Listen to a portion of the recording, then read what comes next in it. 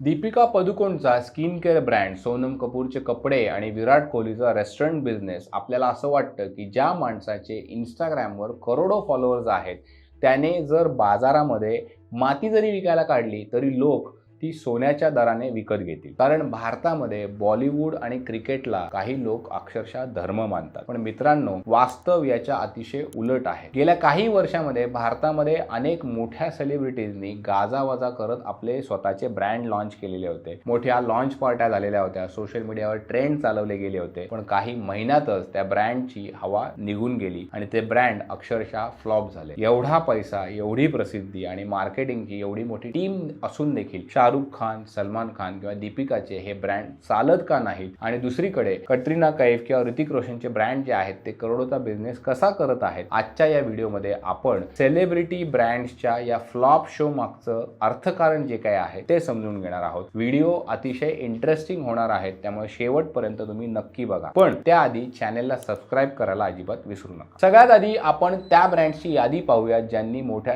थाटामाटामध्ये entry घेतली होती, मात्र प्रेक्षकांनी त्यांना साफ नाकारलं होतं. फॅशन आयकॉन असलेल्या सोनम कपूरने रिझॉन नावाचा कपड्याचा ब्रँड काढला होता. आज तो ब्रँड बाजारामध्ये तुम्हाला दिसतोय का? नाही. कुठेही तो ब्रँड जो आहे तो दिसत नाही. अनुष्काने नूश नावाचा क्लोथिंग ब्रँड लॉन्च केला होता, मात्र काही दिवसातच बातमी आली की त्यांच्या डिझाईन्स ज्या आहेत त्या चीन मधील सप्लायर कडनं थेट कॉपी केल्या गेलेल्या होत्या. विश्वासार्हता जी होती ती संपली आणि ब्रँड गायब झाला. शाहिद कपूरचा स्कल्ट आणि कृती सॅनॉनचा मिस्टेकन असे दोन्ही फॅशन ब्रँड जे होते ते बाजारामध्ये टिकू शकलेले नाही. आणखी काय तर बाबा, दीपिका पदुकोणचा 82 डिग्रीज ईस्ट असा प्रीमियम स्किन केअर ब्रँड होता, तो लॉन्च केला होता. मात्र लॉन्च झाल्यानंतर 25 कोटींच्या तोट्यामध्ये तो ब्रँड गेला अशी बातमी आलेली होती. आता प्रश्न पडतो, एवढे फॉलोअर्स यांना सोशल मीडियावर आहेत, मग हे ब्रँड का बरं बुडाले? या ब्रँडच्या अपयशामागं मॅनेजमेंटची एक मोठी थिअरी आहे. त्याला मार्केटिंग मायोपिया असं म्हटलं जातं. सोप्या भाषेमध्ये जर तुम्हाला सांगायचं म्हटलं तर ग्राहकाला काय हवंय यापेक्षा माझं प्रॉडक्ट कसं भारी आहे याचा अहंकार आहे. सेलिब्रिटींना काय वाटतं, मी शाहरुख खान आहे, मी दीपिका पदुकोण आहे, म्हणजे माझे प्रॉडक्ट जे आहेत ते लोक विकत घेतील. पण आजचा भारतीय ग्राहक जो आहे तो हुशार आहे की हो?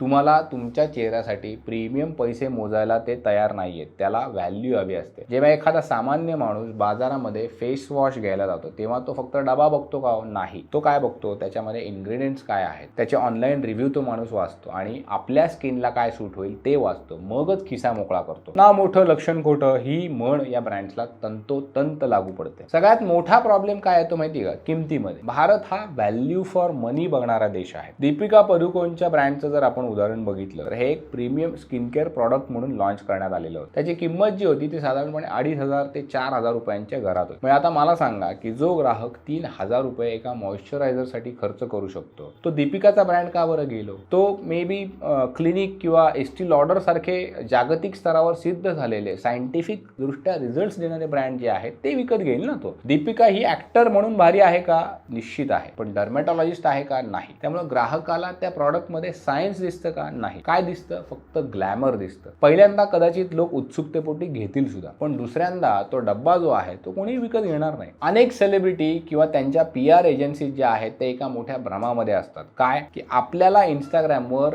50 मिलियन फॉलोअर्स आहेत, त्यातल्या फक्त 1% लोकांनी जरी प्रॉडक्ट घेतलं तरी आपण करोडपती होऊन जाऊ. पण मित्रांनो, इंस्टाग्रामवर लाईक करणं फुकट असतं. खिशातनं आपले 500 रुपये काढायला कष्ट लागतात. प्रसिद्धी आणि निष्ठा या दोन अगदी वेगळ्या गोष्टी आहेत. तुम्ही तुमच्या ब्रँडचं मार्केटिंग तुमच्या इंस्टाग्राम हँडलवरून करू शकता का? नक्की करू शकता. पण जर प्रॉडक्ट मध्येच दम नसेल तर ते फॉलोअर्स कधीच तुमचे कस्टमर बनणार नाही तो. आता नाण्याला दुसरी बाजू सुद्धा आहे. काही सेलिब्रिटी असे आहेत की ज्यांनी खरोखर बिझनेसमन सारखा विचार केलेला आहे आणि त्यांचे ब्रँड जे आहेत ते आज मार्केट अक्षरशः गाजवत आहेत. ऋतिक रोशनचा HRX हा भारतातला चांगला यशस्वी सेलिब्रिटी ब्रँड मानला जातो. त्याचा बिझनेस जवळपास 1000 कोटींच्या आसपास आहे. असं का झालं? कारण ऋतिकने काय केलं, स्वतःची इमेज, म्हणजे ऋतिकची इमेज काय, फिटनेस आयकॉन आणि प्रॉडक्टची क्वालिटी या दोन्हीला त्याने सांगड घातली, मॅच केलं. शिवाय किमती ज्या आहेत त्या मिडल क्लास तरुणांना परवडणाऱ्या ठेवल्या, कारण तोच त्यांचा मास कस्टमर ठरणार असतो. मिंत्रा सोबत टायअप केलं, डिस्ट्रीब्युशन त्यांचं स्ट्रॉंग केलं. कटरीना कैफने काय केलं, नायका सोबत पार्टनरशिप केली आणि के ब्युटी हा ब्रँड आपला आपला लॉन्च केला. तिने काय केलं, भारतीय महिलांच्या स्किन टोनचा अभ्यास केला, उत्तम दर्जाचे मेकअप प्रॉडक्ट जे आहेत ते परवडणाऱ्या किमतीमध्ये दिले. आज हा ब्रँड जवळपास 200 कोटींच्या आसपास रेव्हेन्यू त्यांचा रेकॉर्ड आहे. कृती सॅनॉनने काय केलं, हायपेन ब्रँड सोबत स्मार्ट गेम खेळला. तिने मॅकेफिनच्या संस्थापकांबरोबर एक भागीदारी केली, पार्टनरशिप केली. म्हणजे मॅन्युफॅक्चरिंग आणि डिस्ट्रीब्युशन तिने काय केलं, एक्सपर्ट्सकडे गेलं, ज्याला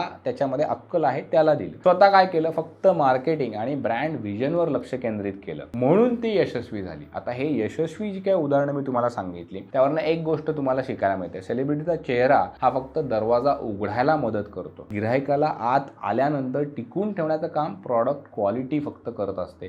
ती क्वालिटी तुमच्याकडे नसेल तर तुमचा सेलिब्रिटी चेहरा कामाला येत नाही. ब्रँड चेहऱ्यानं होतो का, नाही, तो विश्वासाने टिकतो. शेवटी या सगळ्या केस स्टडीजचा सारांश काय होतोय मित्रांनो, तर एखाद्या सेलिब्रिटीला भारतामध्ये बिझनेस करायचा असेल तर त्याला सेलिब्रिटीचा मुकुट जो आहे तो बाजूला ठेवायला लागतो. तो एक व्यापारी आहे असा विचार करायला लागतो. भारतीय ग्राहक जो आहे तो आता फॅनबॉय या इमेजमध्ये नाहीये, तर तो आता हुशार झालेला आहे. त्याला क्वालिटी हवी आहे, प्रामाणिकपणा हवा आहे, योग्य किंमत द्यायला ते तयार आहेत. मात्र हे जर तुम्हाला जमलं नाही तर आज जे ब्रँड मॉलमध्ये चमकत आहेत ते उद्या सेलमध्ये आणि नंतर रद्दीमध्ये तुम्हाला दिसतात. तुम्हाला काय बरं वाटतं, तुम्ही कधी एखाद्या सेलिब्रिटीचा ब्रँड वापरलेला आहे का? तुमचा अनुभव त्याबद्दल कसा होता, चांगला होता की वाईट होता, हे तुम्ही आम्हाला कमेंटमध्ये नक्की सांगा. हा व्हिडिओ जर तुम्हाला माहिती देणारा वाटला असेल, इंटरेस्टिंग वाटला असेल तर लगेच व्हिडिओला लाईक करा. तुमच्या मित्रांना हा व्हिडिओ शेअर करायला अजिबात विसरू नका. आणखी अशा काही भन्नाट केस स्टडीज तुम्हाला जर ऐकायच्या असतील, बघायच्या असतील तर पैसा पाणी चॅनेलला सबस्क्राईब करा आणि बेल आयकॉनवर क्लिक करा, म्हणजे जो काही पुढचा व्हिडिओ आहे त्याचं नोटिफिकेशन तुम्हाला मिळेल. भेटूया पुढच्या व्हिडिओमध्ये आणखी एका नवीन विषयासोबत, आणखी एका नवीन केस स्टडी सोबत. तोपर्यंत पाहत राहा पैसा पाणी.